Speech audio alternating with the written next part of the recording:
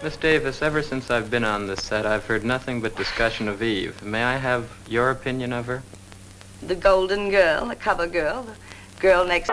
Miss Davis, ever since I've been on this set, I've heard nothing but discussion of Eve. May I have your opinion of her? The golden girl, the cover girl, the girl next door, the girl on the moon.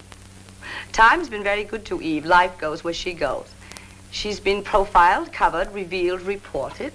What she wears and where and when, whom she knows and where she was and when and where she's going.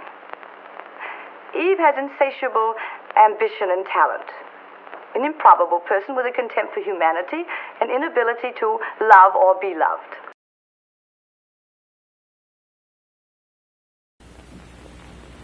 How do you do, ladies and gentlemen? Jules Strongbow back in the dressing room, and once again, it's time for dressing room interviews. Our first guest this evening, one of the big... How do you do, ladies and gentlemen? Jules Strongbow back in the dressing room, and once again, it's time for dressing room interviews.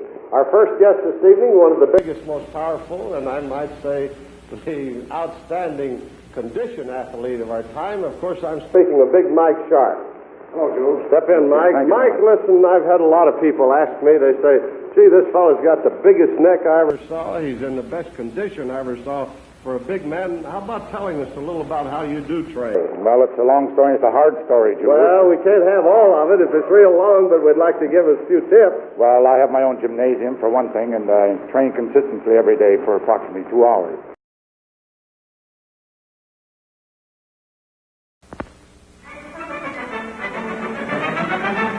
It's Come On, Boys, Let's Go in the hustle before the spectacular 100-mile beach and road race for souped-up cars at Daytona Beach, Florida. This is the annual competition for modified and sportsman stock cars, one of the big events on the NASCAR racing schedule. Everyone's in a hurry to get these made-over automobiles into line for the time trials before the big race tomorrow.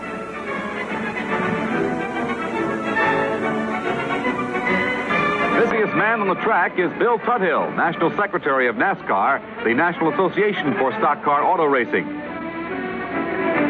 Down there on that broad and beautiful beach are about 100 cars, which anxious owners, drivers, and crews are tuning up in the hope that they can qualify at high speeds and thus get the front positions at the start of the race.